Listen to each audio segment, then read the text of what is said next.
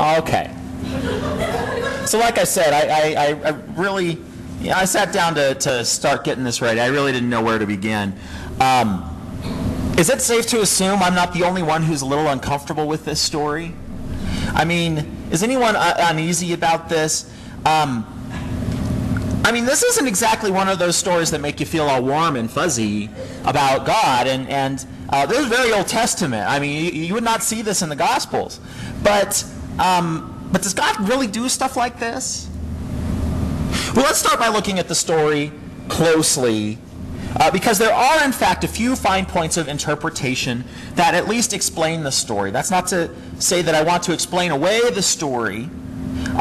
It's not faithful to embrace part of the Bible that we like, that makes us comfortable, and then try to impose an interpretation on the other parts of the Bible that we don't like or that make us a little edgy. So let's jump into this. For starters, we have Elisha. Now, Elisha is the protege of the Old Testament's greatest prophet, one of the greatest heroes in the Bible, Elijah, and he has in fact just become the successor of Elijah. This is one chapter back in 2 Kings. But Elijah's career has come to an end. Elisha has followed Elijah, looked up to him, tried to be just like him, and now he has in effect become Elijah for the next generation. And I think it's fair to say that as he walks towards Bethel, he's just had all this dramatic responsibility heaped on him, and maybe feels a little bit nervous, but also a little bit excited. He's the new prophet. He will be speaking for God, and he's just sure that he's going to be a very big deal in the weeks and months and years ahead in Israel. He's the man God has chosen. So with this mindset, he's traveling to Bethel. Now, Bethel pops up several places in the Bible, but one of the things that Bethel is known for is it does have a little bit of a bad reputation. At this time particularly, it is a hotbed of pagan worship. One of Israel's kings, King Jeroboam, who was one of the worst kings that Israel had, one who is prone to doing the wrong thing, has set up in Bethel a shrine to a god who is in the form of a golden calf. And you don't have to read too far into the Old Testament to figure out how God feels about golden calves that are worshipped. It's a big problem. Well, as he's getting into town, there's a group of teenagers. They're all hanging out together looking for trouble. They are, in fact, teenagers. This part is important. The Hebrew word that is used for the kids in the story is na'arim, which when used elsewhere in the Bible implies young men who are at least old enough to fight in the army. So what we're talking about here is 13, 14 years old, up maybe to about age 30, maybe mid-20s, okay? Long story short, they're old enough to know better. And they're doing what bad kids do. I mean, did you have bad kids in your school? Were you the bad kids in your school? I don't know. I don't want to assume that. When I was in high school, we had this place at the back of the student parking lot. It was called the Pyramid because it was this big triangle-shaped concrete pad. It was kind of enclosed behind a wall, so teachers couldn't see back there. And that's the place where kids like to go and skip class and go and smoke. And these are the kinds of kids that we have in this story here. They are the kinds that are obviously not doing what they're supposed to be doing. It's the middle of the day, and they're not at work, they're not in school, they're not doing anything. It seems that Elijah was walking past something equivalent to the pyramid. And these teenagers see him coming. And they're not Boy Scouts or nice church youth group kids. They're the pyramid kids. So they surround him and they start doing what they do, throwing cigarette butts at him and making rude gestures. And pretty soon they're also yelling at him. Now, unfortunately, Elisha has one physical attribute that these brats are quick to hone in on. Noticeably, he's a young man. He is, after all, just starting his ministry. But his hairline is an old man's hairline. His hair is, as they would say in the South, in decline. And, in fact, it's in full retreat. So the teens start hurling insults at him. Keep out, Chrome Dome. Get out of here, cue ball. You know what? I know the names. You know the names. It's all good. Things are actually starting to get a little bit ugly. And this isn't what Elisha had in mind when he had dreams of being the great successor to Elijah. And so, as you can probably imagine, he starts getting really angry. And before you know it, he's kind of mumbling something under his breath. If you ever found yourself humiliated, particularly in a moment that's supposed to be a high point in your life, then you can probably identify with Elijah here in this time and in this place. Well, like I said, he's mumbling under his breath, and all of a sudden some of the teens notice that there's some rustling going on in the bushes. Elisha has called down a curse on them. Now, cursing is more than swearing in the Old Testament. Curses were serious business. A curse was a means of enlisting the help of the divine in getting even with someone who has wronged you. You don't do this lightly because you don't want to necessarily, if you're going to make God mad at somebody, you know that there's no going back from that. Something serious could happen. Not something you do lightly. The Old Testament is actually filled with admonitions that you not curse another person, at least not without very good cause, because it's a big deal. You shouldn't go nuclear by calling down a curse without really knowing what you're talking about and what you're doing. And Elisha has called down a curse. Called down God's judgment against these nasty youths. Well, that rustling in the bushes is suddenly getting a little bit louder and a little bit closer. And all of a sudden, the teenagers are frozen with fear as they hear a roar from behind them. And as they look back, there are two great she-bears. These are probably Syrian brown bears, like the one in the picture. And they're kind of hungry. Well, this is bad news for the teens. Because the bears maul some of the slower ones as they run away. Funny, I did not expect laughter to be the reaction to that. That's okay. I suspect Elisha also gets a good laugh about it, out of the whole affair. Well, what do you do with that? I mean, what kind of monster would share a story in our Bible? Don't misunderstand these. These teenagers are brats in the brattiest possible way. But are we to believe that God sends bears out to punish youths for doing what youths do? It's worth noting that culturally speaking, the Israelites did place a high value on respecting one's elders, respecting the aged and the elderly. This is something that's completely foreign to us as Americans, because in our culture we have the exact opposite, where we value and we obsess over youth and we devalue and belittle aging. But that's a very big departure from the sort of world that God envisions and God has in mind. And for God and for the Israelites, age is supposed to be something that we respect and we have reverence for.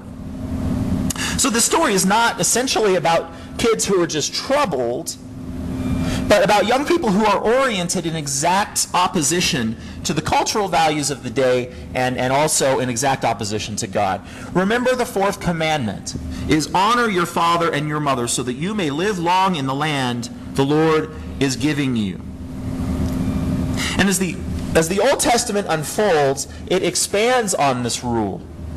Saying that all older people deserve respect and honor, even if they are not particularly wise or particularly learned. The fact that they have lived life gives them the right to be respected. Leviticus 19:32 tells us, "You shall rise in the presence of the aged, show respect for the elderly, and revere your God." In other words, how we honor those that have come before us, how we treat those who are older and wiser, is a reflection of our attitude toward God and God's creation.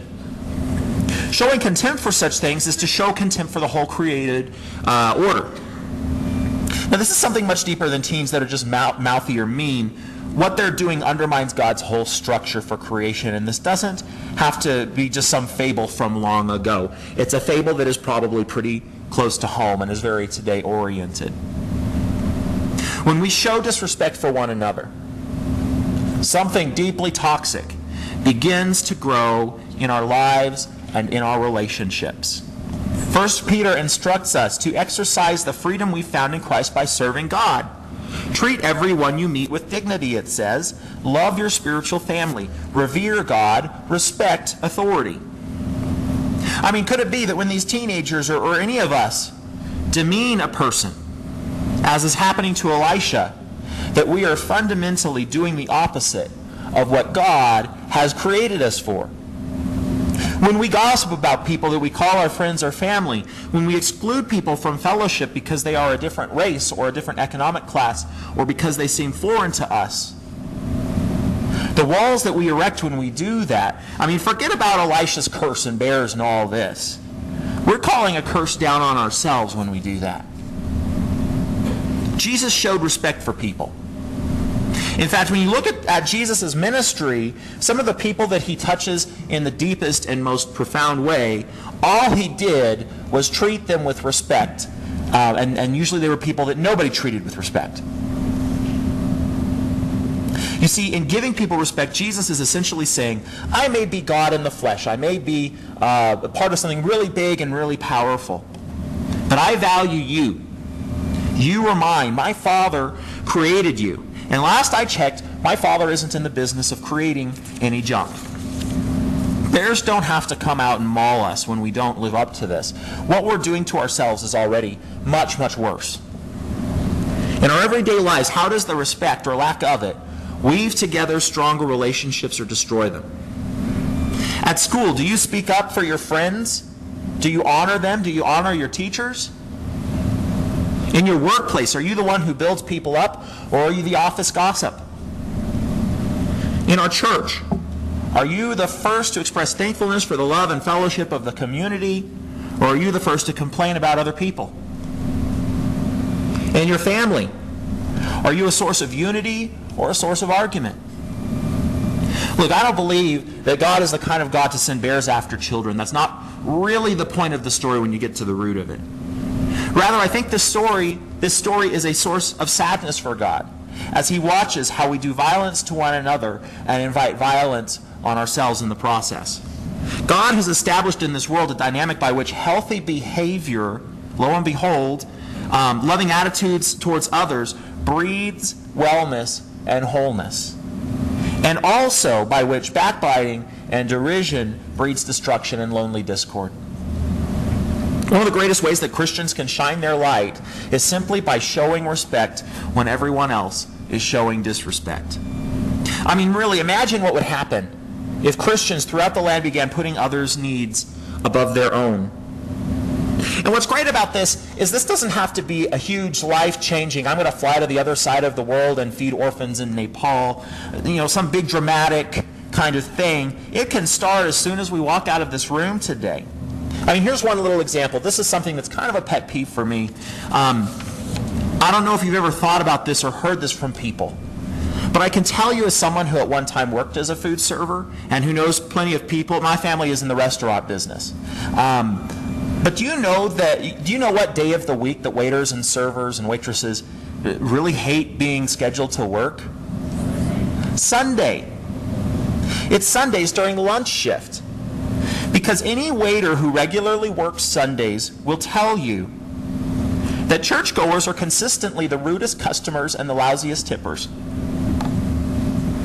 In high school, I worked at this restaurant. It was a hamburger place, and it was just down from this great big mega church, beautiful church, that really did have wonderful people in it.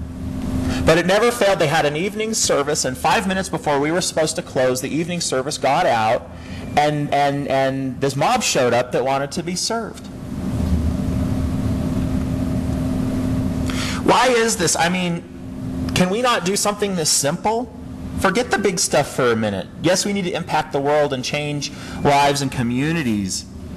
Why is it that when waiters see Christians coming in their Sunday best, why do they see it as a curse and not a blessing?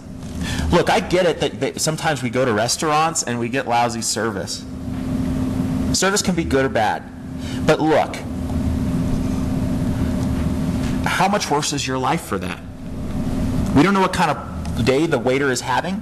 We don't know what the waitress is struggling with. Have you ever had a bad day at work? Do you want to be judged by that? The one thing we do know is that we're following a God that gave us way more respect than we deserved when he journeyed to the cross.